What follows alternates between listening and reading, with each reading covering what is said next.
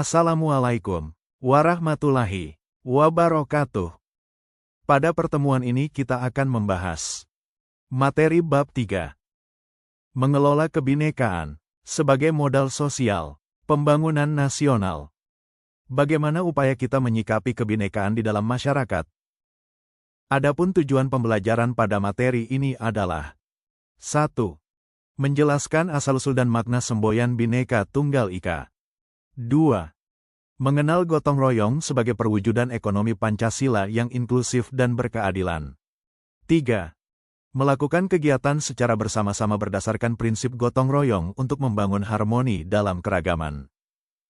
Mari kita bahas pada pertemuan kali ini. Dalam lingkup terkecil di kelas, kalian yang baru lulus SMP kemudian masuk ke jenjang mengenal teman-teman baru. Kalian tentu menemui beragam individu dengan karakter yang berbeda-beda. Nah, dalam lingkup sekolah yang lebih luas, perbedaan itu pun makin meluas. Lebih-lebih dalam hidup bermasyarakat, berbangsa, dan bernegara.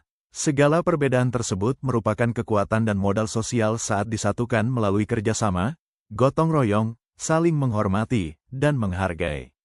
Sebelum kita lanjutkan pelajaran, jawablah pertanyaan-pertanyaan berikut ini secara jujur. 1. Bagaimana kalian menerapkan Bhinneka Tunggal Ika di lingkungan keluarga, masyarakat, dan sekolah? 2. Bagaimana pengalaman kalian bergotong royong untuk menyelesaikan masalah? Asal-usul dan makna semboyan Bhinneka Tunggal Ika. 1. Asal-usul semboyan Bhinneka Tunggal Ika. Semboyan Bhinneka Tunggal Ika memiliki sejarah yang sangat panjang, berakar dari karya sastra Jawa kuno pada masa kejayaan Kerajaan Majapahit. Berikut adalah rincian asal-usulnya dari masa ke masa. 1. Kitab Sutasoma, abad ke-14. Kalimat ini pertama kali muncul dalam Kakawin Sutasoma, sebuah karya sastra epik yang ditulis oleh Empu Tantular sekitar tahun-tahun 1367 sampai tahun 1389 pada masa pemerintahan Raja Hayam Wuruk. Dalam kitab tersebut, bait lengkapnya berbunyi, Wanat Tatwana Wanatna Dharma Rakwa, Ringtawan Iwi Nawanatna Doan, Mangkang Jinatwa Kalawan Siwa Tatwa Tunggal, Bhinneka Tunggal Ika Tanhana Dharma Mangwa. Artinya secara harfiah, konon antara ajaran Buddha, Jina, dan Hindu, Siwa, itu berbeda. Namun, mereka sama, berbeda-beda tetapi satu jua, tidak ada kebenaran yang mendua. Konteks asli semboyan ini adalah toleransi beragama, khususnya untuk meredam perselisihan antara penganut Buddha dan Hindu Siwa di wilayah Majapahit. 2. Makna semboyan Bhinneka Tunggal Ika. Makna dari semboyan Bhinneka Tunggal Ika telah mengalami perkembangan nilai, dari sekadar kerukunan beragama di masa Majapahit menjadi pondasi pemersatu bangsa Indonesia yang sangat kompleks. Berikut adalah 3 tingkatan makna yang terkandung di dalamnya. 1. Makna secara harfiah, etimologi.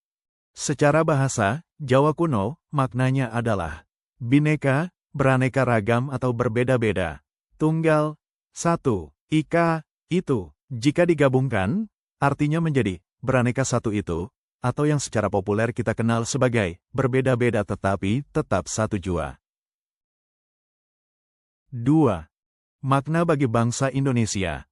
Bagi negara Indonesia, semboyan ini bukan sekadar slogan, melainkan alat pemersatu yang memiliki pesan mendalam.